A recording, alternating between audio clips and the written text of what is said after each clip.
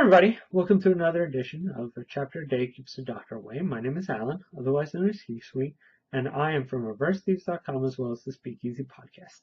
And today is my first doubleheader as I'm looking at a regular chapter of Fate Kaleid Liner Prisma Illya Drei, Chapter 15, as well as the bonus 14.5 chapter because, hey, why not? And, there's really not that much to talk about in the bonus chapter, but I figure let's put those two hands together, shall we? So, chapter 14 is Onward, Illyabear, and chapter 14.5 is Girls Be Aggressive, which I have to assume is a play on Boys Be Ambitious, the famous line by William S. Clark to the students of Japan that was kind of become like just a famous motto among a lot of Japanese schools in general. And so, I assume that is the girls' version in this Fate Illya world. So, Illya is once again trapped as a bear, and we see a bunch of exposition as she explains basically how royally screwed she is.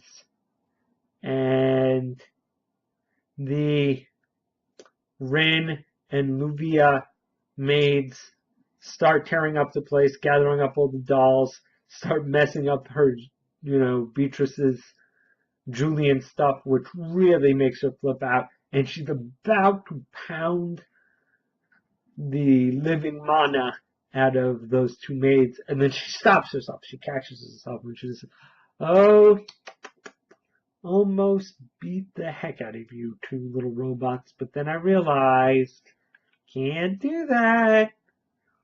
And Illya's like, "Wait a minute. Why can't she do that?"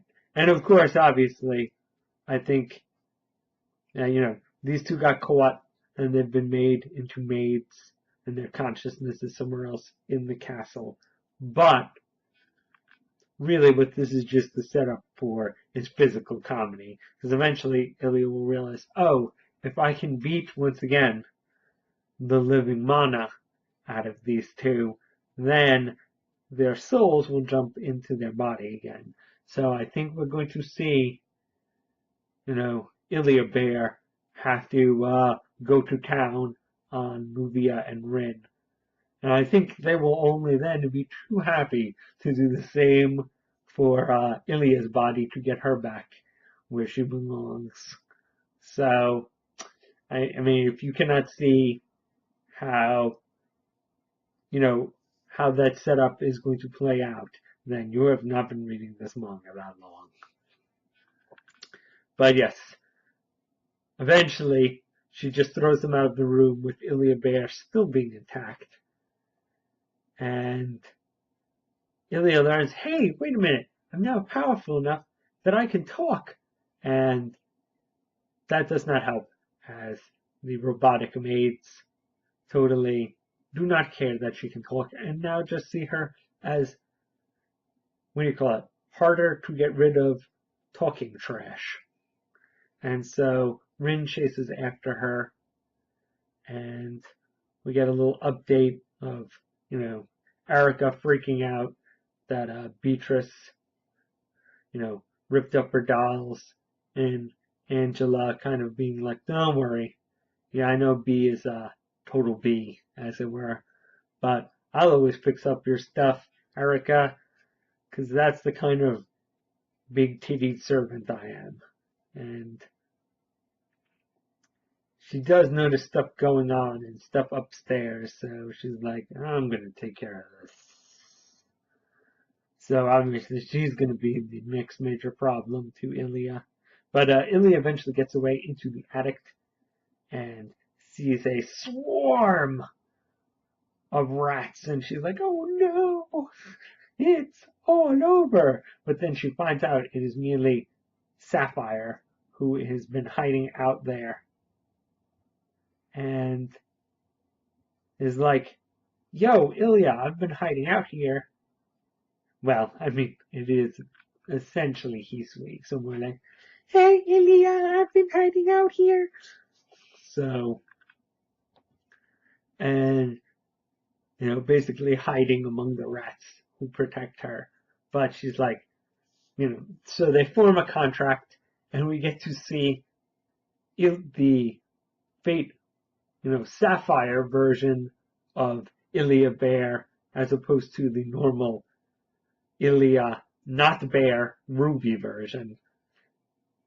It is actually kind of cute to see Illyabear with the little, sapphire wings that are usually for Mew, the little butterfly wings. And so she's like, am I really that much more powerful as, magical girl bear? And Sapphire's like, look, you're more powerful. You gotta make do with what you got, huh? And so we've got basically a powered up stuffed animal ready to beat some righteousness into people. So, like I said, I think the next step will be to, totally, curb stomp Rin to get her soul back in her body. And then probably, actually, now that I think about it, since Rin is broken off, it's going to be Rin who beat, Illyabear beats up Rin. Rin then beats up Luvia. Luvia and Rin team up and beat up Illya. For love. And so that's that. I'm kind of wondering what happened to old Chloe. She seems a little smarter than those other two. I don't think she got caught. Who knows with Tanaka? And Gil is probably still running around. But I feel like we're not going to see them for a while. I mean, the next person they might run into is Tanaka, but yeah, other than that, I feel like Chloe and Gil and Bizette, they're all kind of going to they're going to take a little while to be run into. Yeah, I feel like Gil and Bizette might actually be accomplishing something, like maybe working towards actually freeing Mew. But we shall see. Well, that was chapter 15. Chapter 14 is a little jump back in time, back when they were still on Earth, and Nanaki is all super mad that Rin and Luvia accidentally cursed her sister, and she's like, I don't know what they did to my sister, but she's sick in bed because of those two foreigners. I'm gonna get them. And they're all like, really? You're gonna get them, I see. And she's like, you don't know it, but I'm a super martial artist. And they're all like, oh, being Illya and Chloe. And they're like, oh, you're totally gonna get them, huh?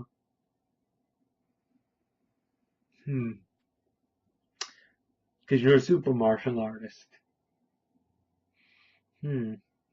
Look across the street, man. And she's like, what the heck? And, it's basically a pretty pure fight. And they're like, man, they do this all day, every day. You're a chump, bro. You ain't gonna beat them. And she's like, no, I thought I was gonna avenge my sister, but they're just crazy powerful. And then, of course, if there is a greater fool than Nanaki to lead her, there is only one person, and that's Tatsuko. And of course, Tatsuko appeals on a pole and is like, come to my dojo, and I shall teach you the ways of true butt kicking so you can defeat Rin and Luvia. And everyone's like, this ain't gonna work out, because, it's Tatsuko. She is the dumbest character in a manga about dumb people. This is like the blind leading the blind, only the blind, deaf, and mute leading the blind, deaf, and mute. So, and, they're like, yes, this will continue in the next Omake chapter. And Chloe's like, really? This is gonna go on? This isn't just a one-shot? Oh no. So, I'd actually kind of find it amusing if somehow Tatsuko and Nanaki find a way to beat up Rin and Luvia. Not think that's going to happen, but it would actually be kind of amusing. But, once again, this is an Omake chapter. Somehow I see Tatsuko and Nanaki being much more of their own enemy than any external foe. But that's Prisma Illya. See you guys next time.